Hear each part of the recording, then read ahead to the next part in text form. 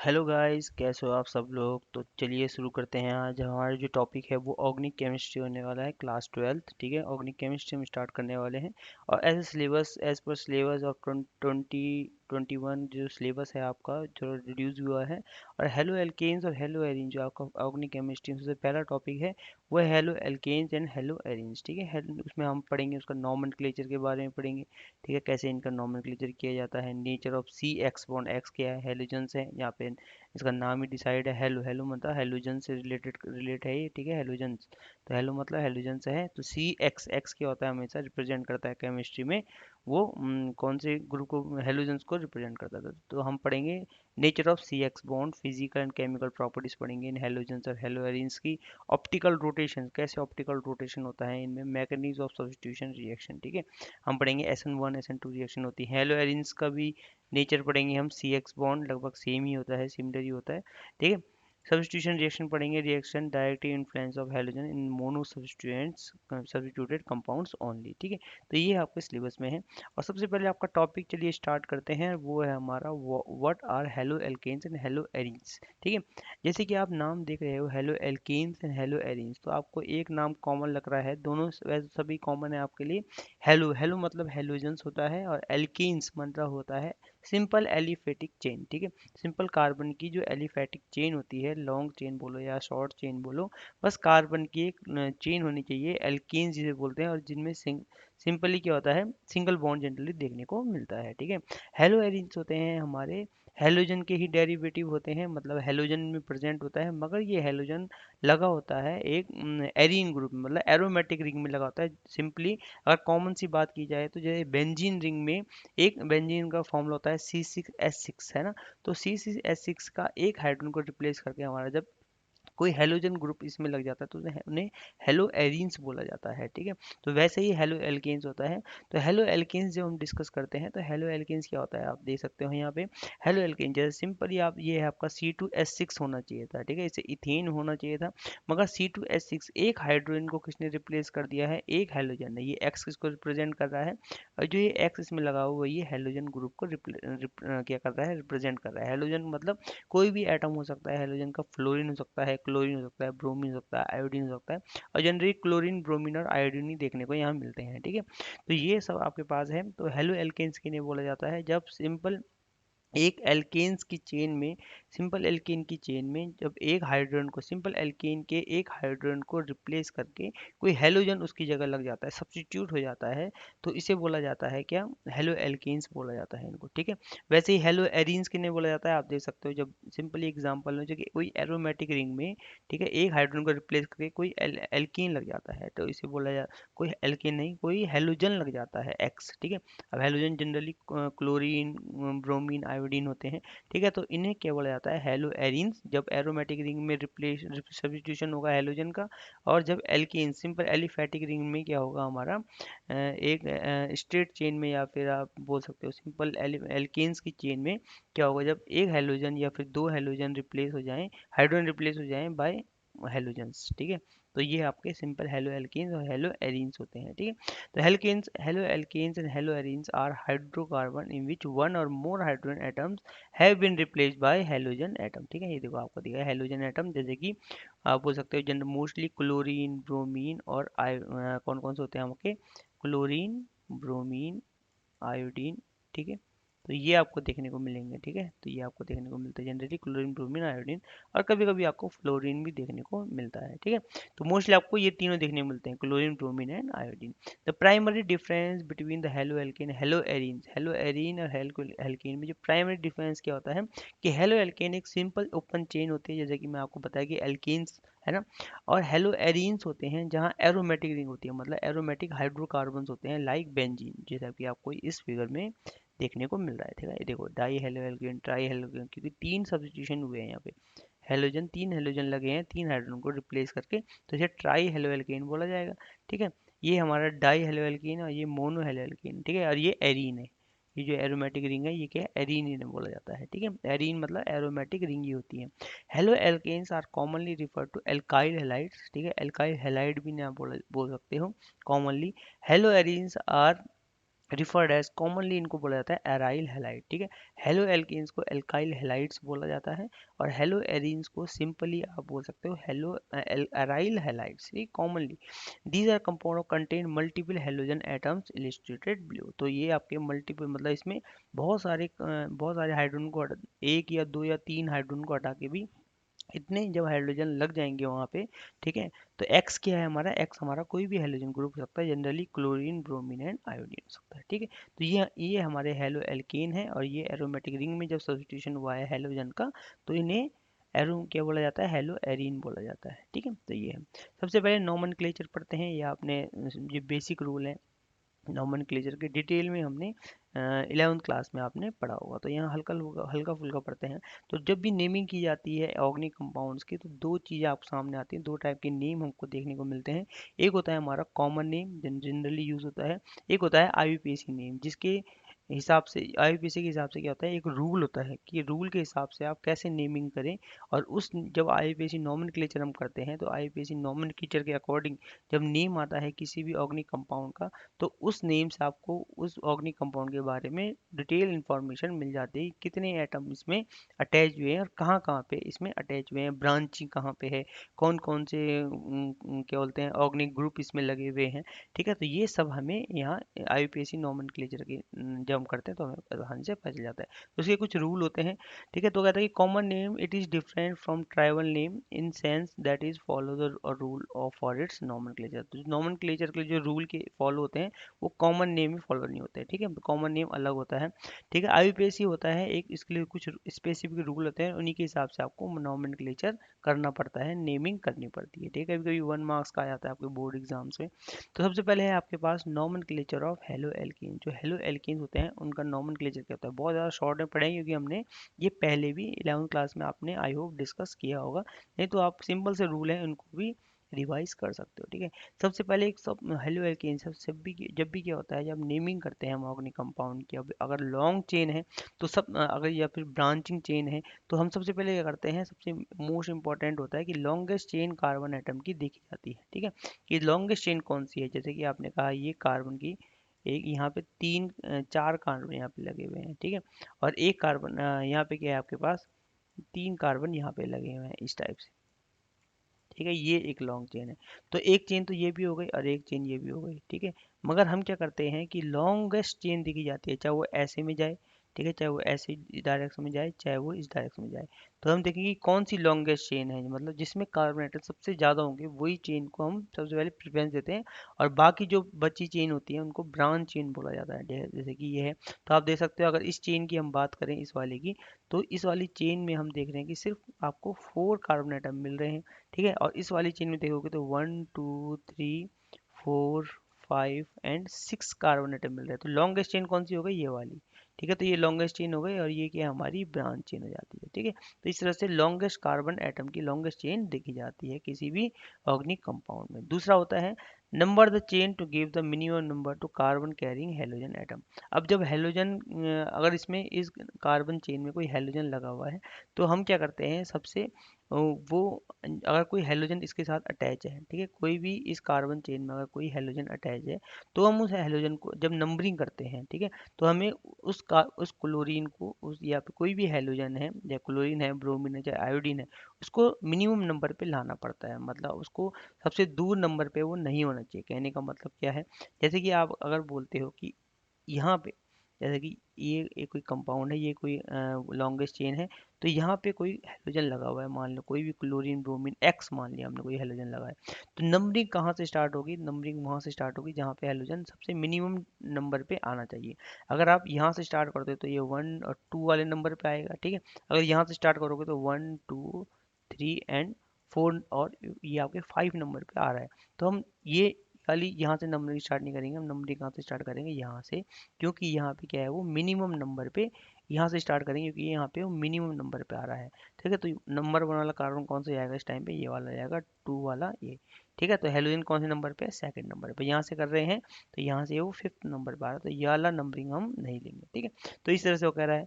दूसरा है वो कह रहा है कि इफ मल्टीपल बॉन्ड मतलब डबल या ट्रिपल बॉन्ड अगर आपकी ग्रुप में प्रेजेंट, आपकी चेन में प्रेजेंट है, लॉन्गेस्ट चेन में, then it is given the preference in numbering the carbon chain, ठीक है। तो इस तरह से आपका फिर वही कह रहा है कि अगर डबल बॉन्ड ट्रिपल बॉन्ड है तो हम प्रेफरेंस किसको देंगे, डबल या मल्टीपल बॉन्ड वाले को, तो नंबरिंग वहां से की जाएगी, ठीक है।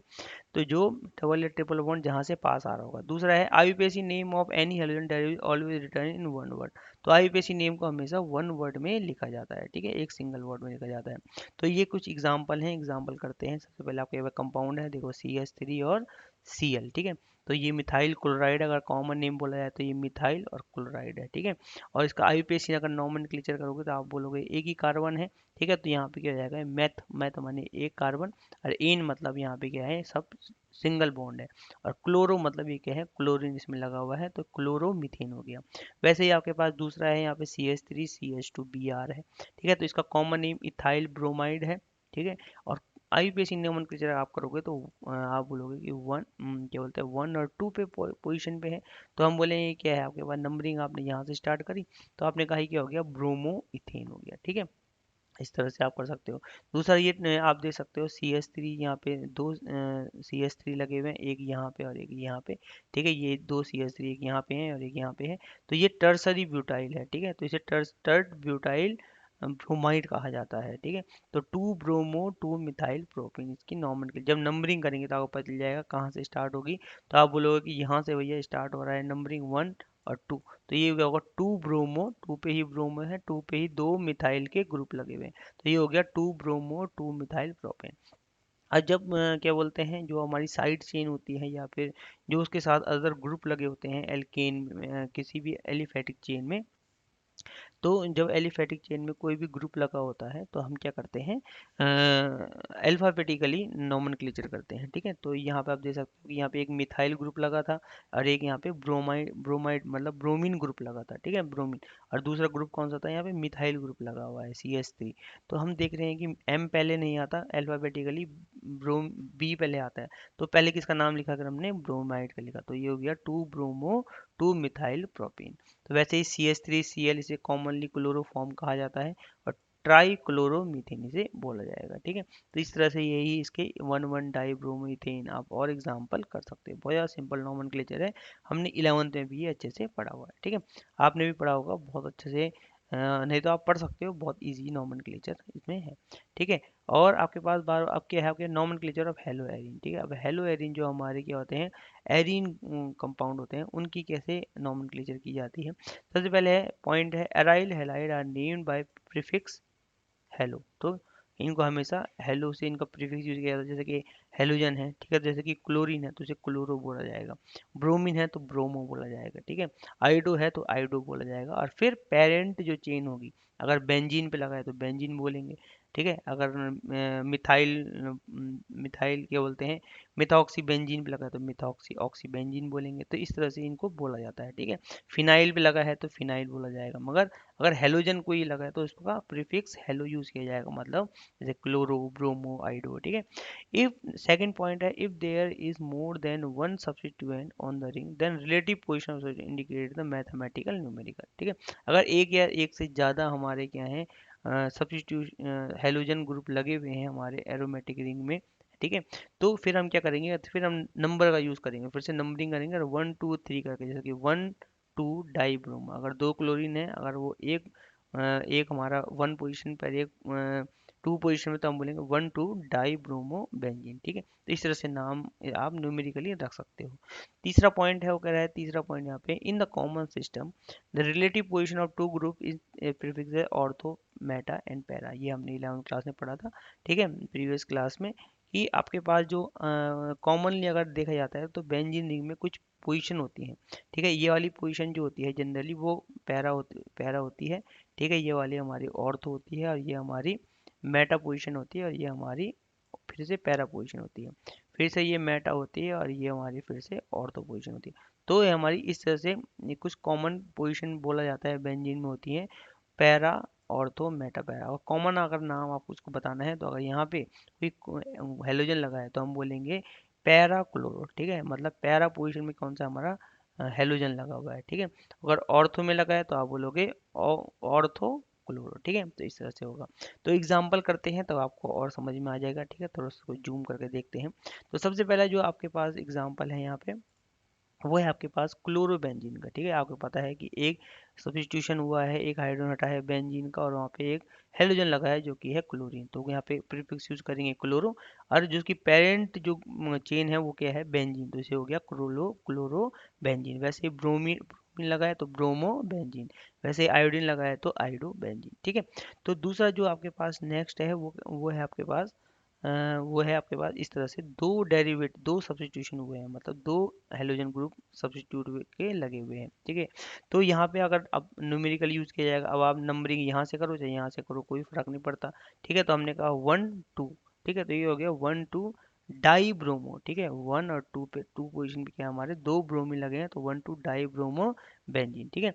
अब अब 1 पोजीशन पर अगर आप यहाँ से स्टार्ट करते हो तो ये पोजीशन क्या हो जाएगी, फिर ऑर्थो पोजीशन हो जाएगा। कॉमन नेम क्या हो जाएगा इसका, ऑर्थो डाइब्रोमो बेंजीन, ठीक है।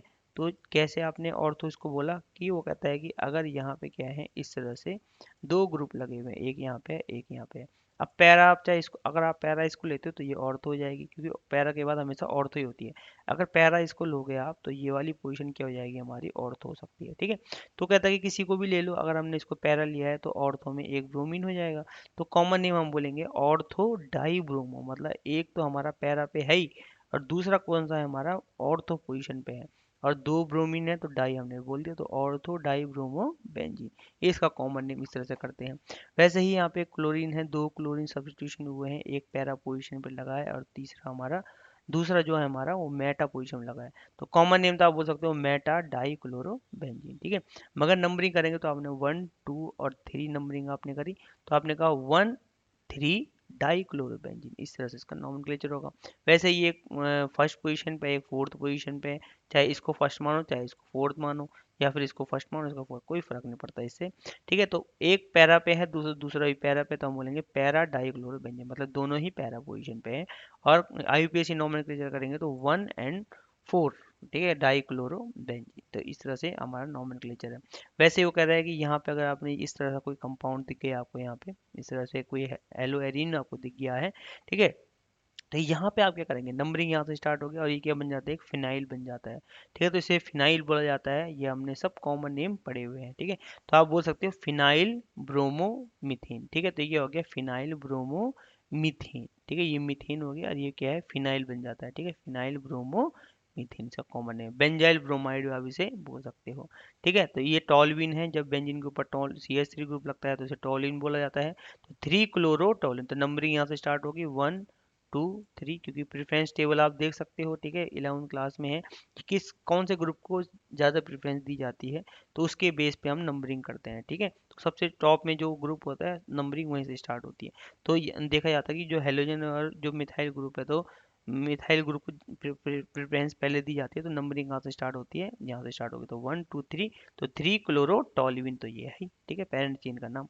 तो इस तरह से हमारा क्या होता है, इसका नॉमेनक्लेचर होता है, ठीक है।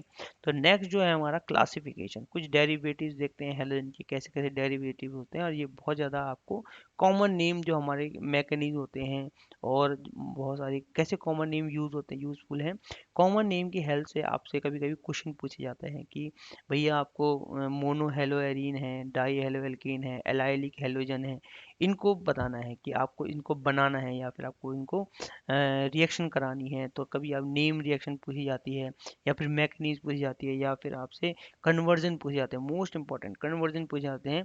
तो वो क्या करता है, वहाँ पे कॉमन डेरिवेटिव्स का नाम ले लेता है, कॉमन नेम ले लेता है। तो कॉमन नेम आपको जरूर याद होने चाहिए, आईयूपीएसी नेम तो आपको वैसे क्वेश्चन के लिए पूछता है वो, ठीक है, मगर मोस्टली आपसे कॉमन नेम आपको जरूर याद होनी चाहिए, ठीक है। तो क्लासिफिकेशन और कुछ हेलोजन्स के डेरिवेटिव हम पढ़ते हैं। सबसे पहले मोनो हेलोएल्कीन, मोनो हेलोजन मतलब जब एक ही हेलोजन अटैच हो, एक ही का हेलोजन इसमें लगा हो, एक हाइड्रोजन को रिप्लेस करके। मोनो हेलोएरिन मतलब जब हेलो कोई एरोमेटिक रिंग में सिर्फ एक ही हेलोजन लगा हो, ठीक है। डाई मतलब जब दो हेलोजन ने सब्स्टिट्यूशन किया हो और वो लग गए हों, ठीक है, दो हाइड्रोजन को रिप्लेस करके, तो उसे डाई हेलोएल्केन बोला जाएगा। वैसे ही ट्राई हेलोएल्केन बोला जाएगा, ठीक है। कुछ होते हैं हमारे क्लासिफाइड होते हैं, 1 degree, second degree and third degree, इन्हें बोला जाता है प्राइमरी, सेकेंडरी और टर्सरी। 1 डिग्री होता है हमारा प्राइमरी, ठीक है, ये देखो 1 डिग्री हमारा प्राइमरी हेलोजन होता है, ठीक है। सेकेंडरी होता है 2 डिग्री हमारा सेकेंडरी हेलोजन होता है, और टर्सरी जो होता है हमारा 3 डिग्री जो होता है वो टर्सरी होता है, ठीक है। तो इस तरह से एक और क्लासिफिकेशन हम करते हैं इनके derivative hello arenes hello alkenes के, ठीक है। तो वो कहता है कि सबसे पहले जो प्राइमरी होता है, कैसे आपको पता करें कि कौन सा इसमें प्राइमरी हेलो एल्केन है, ठीक है। तो हम क्या करते हैं, अगर आप देखो कि कार्बन कार्बन का जो एक ग्रुप है, ठीक है, कार्बन का एक ग्रुप है, ठीक है, उसमें कार्बन जनरली मतलब क्या होता है, यहाँ पे सब जगह हाइड्रोजन लगे हुए हैं, ठीक है, इस तरह से हाइड्रोजन लगे हुए हैं, यहाँ भी हाइड्रोजन, यहाँ भी हाइड्रोजन, यहाँ भी हाइड्रोजन, और यहाँ भी अगर हाइड्रोजन है, ठीक है। तो ये कॉमन सा हो गया, ये मीथेन हो गया। मगर जब एक हाइड्रोजन को एक कोई भी आर मतलब कोई भी एल्काइल ग्रुप क्या करता है, रिप्लेस करता है, ठीक है, और दूसरी जगह क्या लगाया, कोई हमारा हेलोजन लगा हुआ है, मतलब इस हाइड्रोजन को रिप्लेस करके क्या लगा है, हेलोजन लगा हुआ है, ठीक है। तो ऐसे ग्रुप क्या बोला जाता है, प्राइमरी हेलो एल्केन बोला जाएगा, ठीक है। टर्स सेकेंडरी कब होगा, जब एक हाइड्रोजन और रिप्लेस होगा, और ये रिप्लेस होगा by one more alkyl group, कोई भी एल्काइल ग्रुप हो सकता है, अब ये मीथेन हो, इथेन हो, प्रोपेन हो, ब्यूटेन हो, आर मतलब कोई भी एल्काइल ग्रुप, ठीक है। तो जब कॉमन से एक मीथेन ग्रुप से एक हाइड्रोजन रिप्लेस होता है, और उसकी जगह क्या लगता है हमारा कोई एल्काइल ग्रुप आ जाता है, और हेलोजन उसमें होना चाहिए, ठीक है, साथ साथ में उसमें हेलोजन भी होना चाहिए, ठीक है। तो एक एल्काइल ग्रुप और एक हेलोजन और दो हाइड्रोजन, तो ऐसे कंपाउंड को जनरली, ऐसे कार्बन एटम को जनरली, ऐसे कंपाउंड को, ऑर्गेनिक कंपाउंड को प्राइमरी हेलो एल्केन बोला जाता है, ठीक है। जब दो हाइड्रोजन रिप्लेस होंगे, मतलब दो एल्काइल ग्रुप से दो हाइड्रोजन रिप्लेस होंगे, और एक हाइड्रोजन और एक हेलोजन आपको दिखेगा, तो इसे सेकेंडरी बोला जाता है, ठीक है। और जब तीनों के तीनों हाइड्रोजन रिप्लेस हो जाएंगे एल्काइल ग्रुप से, और एक हेलोजन यहाँ पहले से ही प्रेजेंट होगा, तो उसे टर्सरी हेलो एल्केन बोला जाएगा, ठीक है। तो और कुछ होते हैं हमारे एलाइलिक, एलाइलिक मतलब जब डबल बॉन्डेड कार्बन, ये देखो दिख रहा है ना, कोई डबल बॉन्डेड कार्बन है, ये भी कार्बन है और यहाँ पे भी कार्बन है, तो कहता है कि जब डबल बॉन्डेड कार्बन के डायरेक्ट अटैचमेंट में ऐसा कार्बन लगा हो जिसके साथ हेलोजन लगा हो, तो इसे एलाइलिक क्या बोला जाता है, हेलो एल्केन बोला जाता है, ठीक है, एल्कीन बोला जाता है। फिर से सुनो, वो कहता है कि अगर डबल बॉन्डेड कार्बन, ये डबल बॉन्डेड कार्बन है, ठीक है, ये डबल बॉन्डेड कार्बन है, और उसके साथ लगा हुआ है डायरेक्ट दूसरा कार्बन, और उस कार्बन के साथ लगा है हमारा कोई हेलोजन, तो ऐसे को क्या बोला जाता है, हमारा एलाइलिक हेलो एल्केन्स बोला जाता है, ठीक है। अब अगर रिंग की बात करें, ठीक है, अगर रिंग में देखा जाए तो रिंग में क्या होता है, रिंग में भी एलाइलिक किसे बोला जाएगा, देखो कि डबल बॉन्डेड कार्बन, ये डबल बॉन्डेड कार्बन है, उसके बगल में एक और कार्बन है, और उसके साथ हमारा अगर हेलोजन है, ठीक है, तो इसे ये एलाइलिक बोला जाएगा। बेंजाइलिक, अगर बेंजीन रिंग, ये भी एलाइलिक ही है, मगर ये एक बेंजीन रिंग है, ठीक है। तो बेंजाइलिक कब होगा, जब बेंजीन का जो डबल बॉन्डेड कार्बन है, ठीक है, उसके साथ जो कार्बन है और उसके साथ जो हेलोजन है, ठीक है, तो अगर ऐसा कंपाउंड आपको दिखता है तो उसे बेंजाइलिक कंपाउंड बोला जाता है, ठीक है। विनाइलिक कब होगा, जब डबल बॉन्डेड कार्बन के साथ डायरेक्टली हमारा हेलोजन लगा हो, जब डबल बॉन्डेड कार्बन के साथ हमारा डायरेक्टली हेलोजन लगा हो, तो इसे विनाइलिक हेलो एल्केन बोला जाता है, ठीक है। या फिर एलाइलिक क्या होता है, जब डबल बॉन्डेड के साथ कार्बन हो और उसके साथ क्या हो, हमारा हेलोजन हो, ठीक है, तो उसे एलाइलिक बोलेगा। विनाइलिक मतलब जब डबल बॉन्डेड वाले कार्बन से ही हमारा हेलोजन लग जाए, ठीक है, जैसे कि इसमें इसमें हो रहा है, तो इसे विनाइलिक बोला जाता है। एराइल कब होगा, एराइल जब हम बोलेंगे कि यह डबल बॉन्डेड कार्बन है ये, ठीक है, और उसके साथ डायरेक्ट हमारा क्या लग गया, हेलोजन, तो इसे क्या बोला जाता है, एराइल हेलो एल्केन, ठीक है। तो ये आपके डेरिवेटिव हैं, एलाइलिक, बेंजाइलिक, ठीक है। तो कौन कौन से हमारे derivative, primary, secondary, tertiary, allylic, benzylic, vinylic, aryl derivatives, ठीक है। तो ये इनके डेरिवेटिव्स हैं, मतलब डेरिवेटिव वो होते हैं जो उन्हीं से बने होते हैं, ठीक है, होते हैं उन्हीं से कंपाउंड से बने होते हैं, ठीक है। हेलो एल्केन से ही तो वो बने हुए हैं। अब दूसरा है हमारा एक पॉइंट, वो है nature of C X bond, ठीक है। तो सी एक्स बॉन्ड का जो नेचर है वो कैसा है, ठीक है, जो नेचर है सी एक्स बॉन्ड का, मतलब जो हेलोजन, कार्बन का जो हेलोजन है, ठीक है, और ये हेलो एल्केन में जो कार्बन है और उसके साथ हेलोजन लगा हुआ है, ठीक है, ये हेलोजन ग्रुप लगा है, तो इन दोनों का जो बॉन्ड बना हुआ है उसका नेचर कैसा है, वो पोलर है या फिर नॉन पोलर है। तो आपको पता है कि जो कार्बन और हेलोजन हेलोजन हमारे जनरली इलेक्ट्रोनेगेटिव होते हैं और कार्बन से तो ज़्यादा ही इलेक्ट्रोनेगेटिव होते हैं। तो क्या होता है जब इनके बीच में कोवैलेंट बॉन्डिंग होती है, तो कोवैलेंट बॉन्डिंग होने के बाद तो इलेक्ट्रोनेगेटिविटी होती है किसकी, हेलोजन्स की ज़्यादा। तो क्या करते हैं, shared pair of electron halogen क्या करते हैं, अपनी तरफ अट्रैक्ट करते हैं। यही तो इलेक्ट्रोनेगेटिविटी होती है, to attract the shared pair of electron. तो कार्बन और हेलोजन के बीच में जो इलेक्ट्रॉन शेयर हुए हैं उसको क्या करता है हमारा हेलोजन, इलेक्ट्रोनेगेटिविटी ज़्यादा होने की वजह से कार्बन से ज़्यादा इसकी इलेक्ट्रोनेगेटिविटी होती है, जिसकी वजह से क्या होता है, ये क्या करता है, जो शेयर्ड पेयर ऑफ इलेक्ट्रॉन है उसको अपनी तरफ अट्रैक्ट करता है, और जिसकी वजह से इनके ऊपर पार्शियल नेगेटिव चार्ज आ जाता है और कार्बन के ऊपर पार्शियल पॉजिटिव चार्ज आ जाता है। और यही क्या होता है हमारा, यही इसी की वजह से ये पोलर करेक्टर का नेचर हो जाता है, इस बॉन्ड का पोलर करेक्टरिस्टिक आ जाती है, ठीक है। तो ये किसकी वजह से होता है, due to difference in electronegativity between the bond of carbon and hydrogen, ठीक है। तो कहता है कि because hydrogen are more elective that carbon carbon hydrogen bonds are polarized. The halogen atom possesses a partial negative and carbon possesses atom partial positive charge. The electrophilic positive मतलब electrophilic कौन होते हैं, जो इलेक्ट्रॉन लविंग होते हैं, ठीक है। और न्यूक्लियोफिलिक कौन होते हैं, जो न्यूक्लियस लविंग होते हैं। तो इलेक्ट्रोफिलिक कौन होंगे, जिनके ऊपर पॉजिटिव चार्ज होता है, न्यूक्लियोफिलिक वो होता है जिनके ऊपर नेगेटिव चार्ज होता है, ठीक है। तो कहता है कि इलेक्ट्रोफाइल जो कार्बन है, अब जो इलेक्ट्रोफाइल है, ठीक है, जो इलेक्ट्रॉन लविंग होते हैं, ठीक है, जैसे कि हमने कहा इलेक्ट्रॉन लविंग कोई भी, जैसे कि कोई भी न्यूक्लियोफाइल, ठीक है, ये इस पे अटैक कर सकता है आसानी से जिसके ऊपर नेगेटिव चार्ज है, ठीक है। और न्यूक्लियस लविंग कौन होते हैं, इनको इसको न्यूक्लियस चाहिए, अब इस नेगेटिव को न्यूक्लियस चाहिए, तो ये न्यूक्लियस लविंग होता है, इसलिए न्यूक्लियस लविंग होते हैं। और ये क्या होता है हमारा, जिसपे और पॉजिटिव चार्ज होता है वो इलेक्ट्रो लविंग होते हैं, मतलब इलेक्ट्रोफाइल। इलेक्ट्रोफाइल कौन होते हैं, जिनके ऊपर पॉजिटिव चार्ज होता है। तो आप देख सकते हो कार्बन पे पार्शियल पॉजिटिव चार्ज आ रहा है, तो ये इलेक्ट्रोफाइल की जैसे भी बिहेव करता है, ठीक है। करता है क्या है ही, है ही वो इलेक्ट्रोफाइल एक तरफ से देखा जाए, क्योंकि उसके ऊपर पॉजिटिव चार्ज आ रहा है, ठीक है। और यही क्या होते हैं, इलेक्ट्रॉन लविंग होते हैं, इनको इलेक्ट्रॉन चाहिए। न्यूक्लियोफाइल कौन होते हैं, जो न्यूक्लियस लविंग होते हैं, जिनके ऊपर नेगेटिव चार्ज होता है और ये पॉजिटिव चार्ज की तरफ जाते हैं, जैसे कि यहाँ इस बॉन्ड में देखा जाए तो हेलोजन क्या है हमारा, एक न्यूक्लियोफाइल है, ठीक है। तो यही वगैरह है कि cation and other electrodeficient species attack the halogen atom, ठीक है। तो कहता है कि अब अगर इस बॉन्ड में देखा जाए तो कार्बन की तरफ वो स्पीसीज अटैक करेगी जिसके ऊपर क्या होगा, नेगेटिव चार्ज होगा, ठीक है, क्योंकि इस पे पॉजिटिव चार्ज है, सिंपल सी बात है। और क्लोरीन के ऊपर वो स्पीसीज अटैक करेगी जिसके ऊपर क्या होगा, हमारा पॉजिटिव चार्ज होगा, ठीक है। तो इस तरह से क्या बनाते हैं, एक एरिया बनाते हैं, कैसा इन्वायरमेंट बनाते हैं ताकि क्या हो सके, ये जो अदर कंपाउंड है या फिर मॉलिक्यूल है वो उनकी तरफ अट्रैक्ट हो, उनके साथ बॉन्डिंग करे और नई बॉन्डिंग फिर से हो, केमिकल रिएक्शन इस तरह से चलती जाए। तो ये नेचर है हमारा सी एक्स बॉन्ड का, पोलर होता है नेचर। दूसरा है मोस्ट इंपॉर्टेंट फिजिकल स्टेट, ठीक है, फिजिकल प्रॉपर्टीज क्या क्या है इसकी, ठीक है। हम ये पढ़ते हैं इसमें फिजिकल प्रॉपर्टीज, ठीक है। फिजिकल प्रॉपर्टीज क्या है, तो फिजिकल प्रॉपर्टीज तो बहुत ज़्यादा सिंपल है वही, जैसे कि ये बोला जाता है कि कॉमनली क्या है, कलरलेस होते हैं, ऑर्डरलेस, हाइड्रोफोबिक होते हैं, ठीक है। हाइड्रोफोबिक और हाइड्रोफिलिक मतलब वाटर, हाइड्रोफोबिक होता है वाटर रिपलिंग, हाइड्रोफिलिक होता है जो वाटर अट्रैक्टिंग होते हैं, मतलब वाटर से अच्छी बॉन्डिंग करते हैं, ठीक है। अब आप बोलोगे भैया इसका नेचर तो सी एक्स बॉन्ड का है तो पोलर होता है, आपने कहा इनका नेचर क्या होता है, पोलर का होता है, मगर ये हाइड्रोफोबिक क्यों है, ठीक है, ये भी हम अभी पढ़ने वाले हैं, धीरे धीरे ये भी आपको बताया जाएगा, ठीक है। There are relatively heavier than the alkene, ये क्या होते हैं, एल्कीन से थोड़े से हैवी होते हैं, क्योंकि जो क्लोरीन ब्रोमीन आयोडीन होता है इनका साइज भी थोड़ा सा लार्जर होता है, ठीक है। Halo arenes are normally colourless and crystalline solid होते हैं। जो हेलो एरीन्स होते हैं जैसे कि क्लोरोबेंजीन है ना, ये देखो इस तरह से हेलो एरीन किस तरह से होते हैं।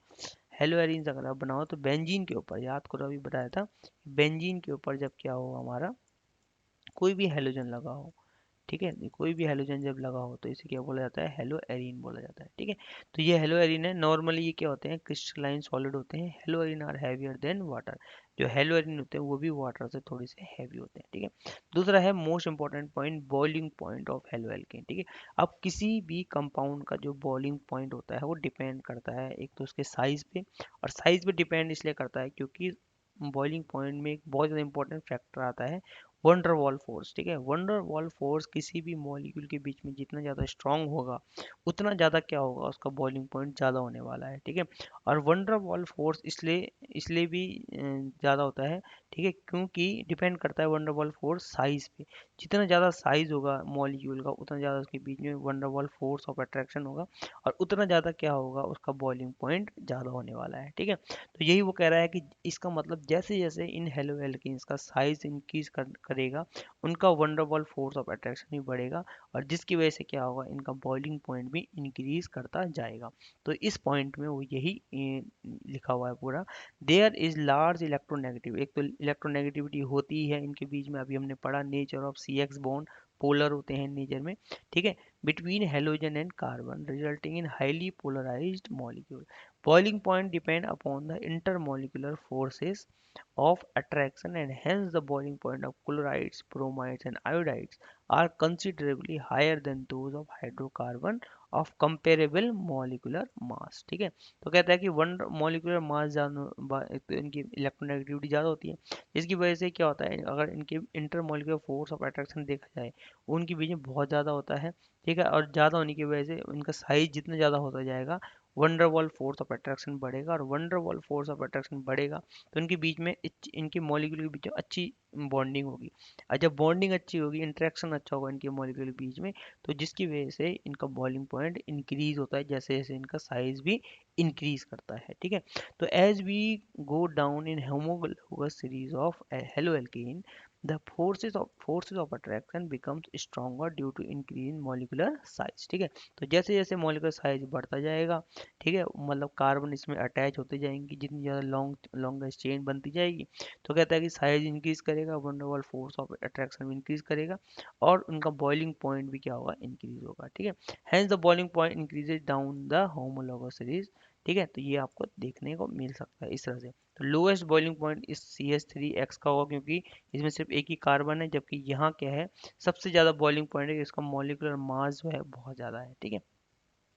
मतलब साइज ज़्यादा होना चाहिए, कहने का मतलब इसकी वजह से वंडरवॉल फोर्स ऑफ अट्रैक्शन बढ़ेगा, और जिसकी वजह से इनके बीच में अट्रैक्शन फोर्स ऑफ अट्रैक्शन भी ज़्यादा होगा, इंटरमोलिकुलर फोर्स ऑफ अट्रैक्शन ज़्यादा होगा, और इनका बॉइलिंग पॉइंट इंक्रीज करेगा, ठीक है। तो इसलिए वो कह रहा है कि बॉइलिंग पॉइंट सबसे ज़्यादा हमारा इस मॉलिक्यूल का है इन कम्पेयर टू दिस, क्योंकि इसका मॉलिक्यूलर साइज ज़्यादा है in compare to this one, ठीक है। तो आपको दिख रहा है।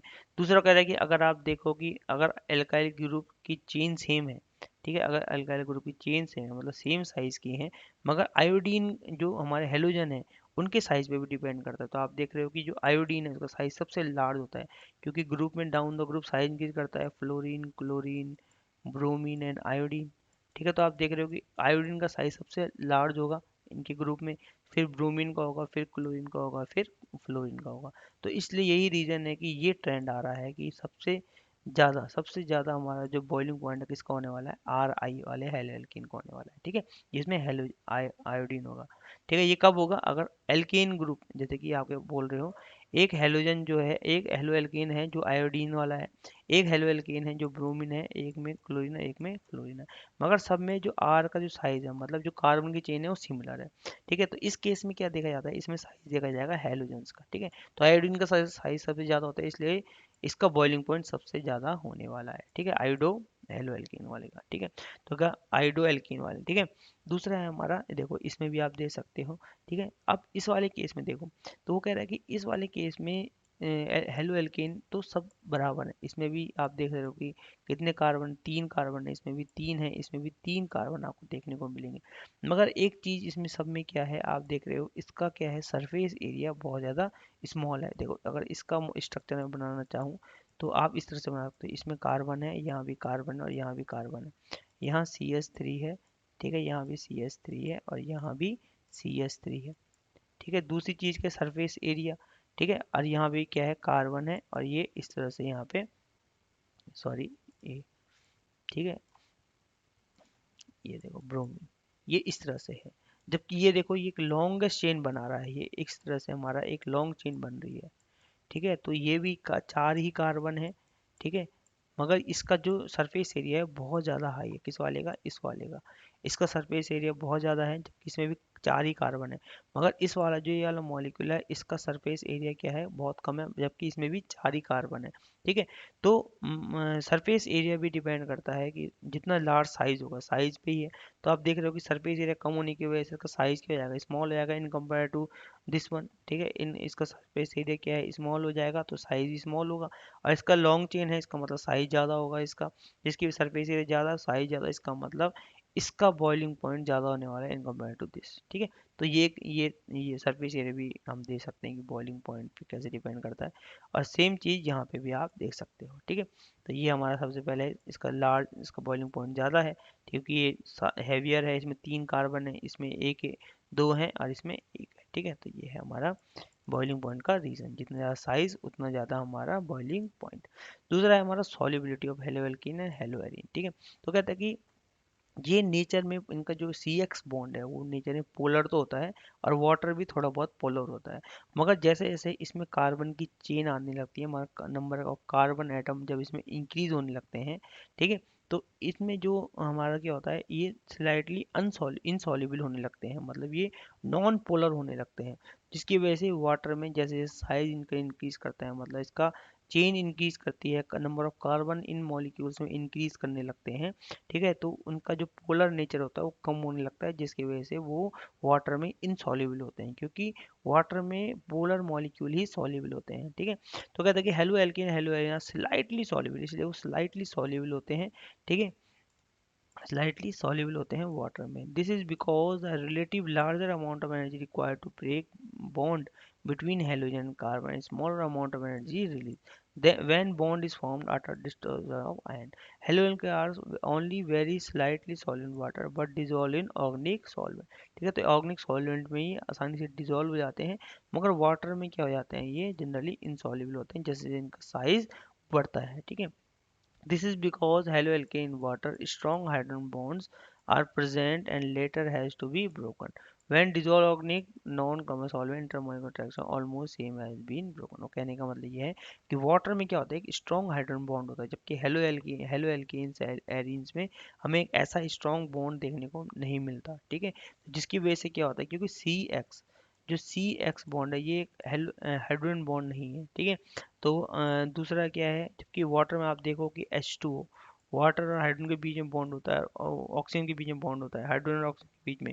ठीक है, तो ऑक्सीजन क्या होता है, मोस्ट इलेक्ट्रोनेगेटिव एलिमेंट है, मोस्ट मतलब फ्लोरीन के बाद ऑक्सीजन का ही नंबर आता है, तो ये भी क्या है, हमारा इलेक्ट्रोनेगेटिव एटम है। तो ये ऑक्सीजन और हाइड्रोजन के बीच में जो बॉन्डिंग होती है वो भी एक हाइड्रोजन बॉन्डिंग होती है, तो one of the most strong bond इसे बोला जाता है।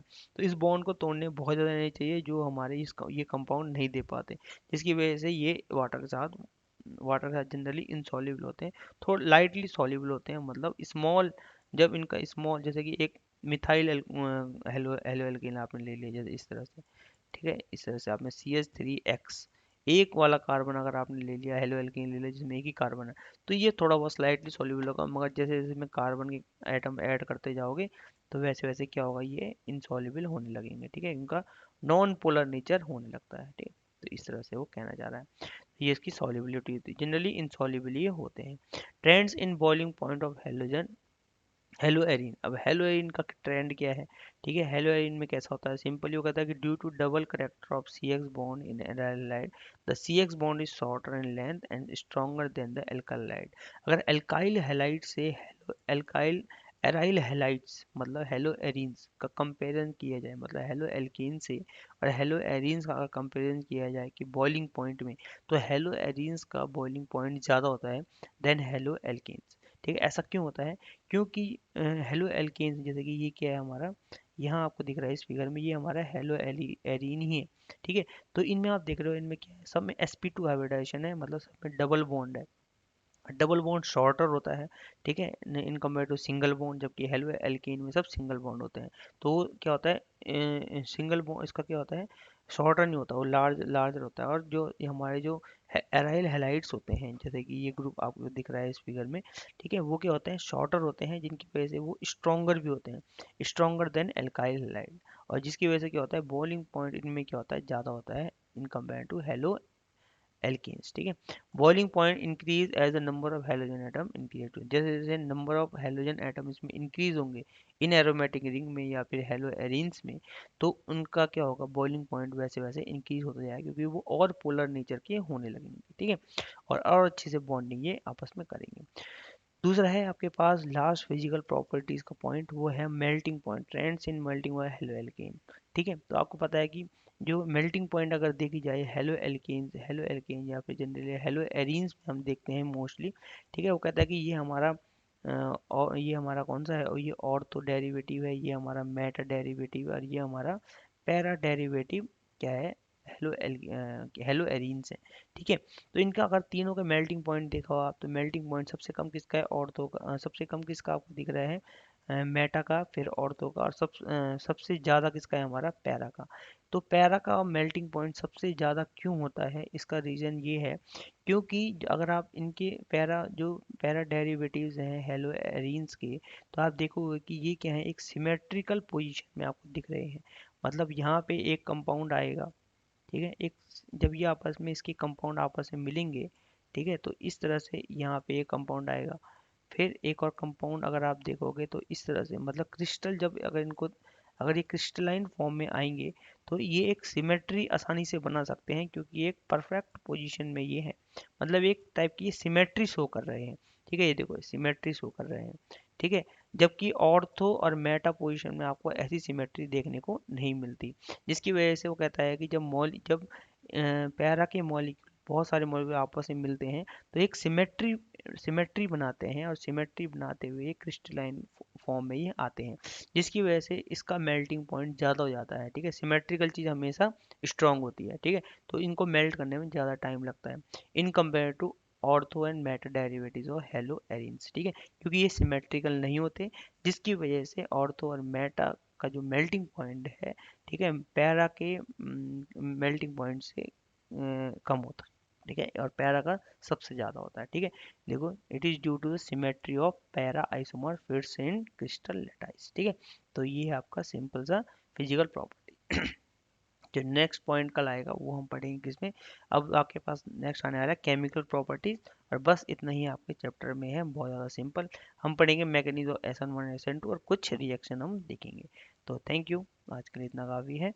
ओके।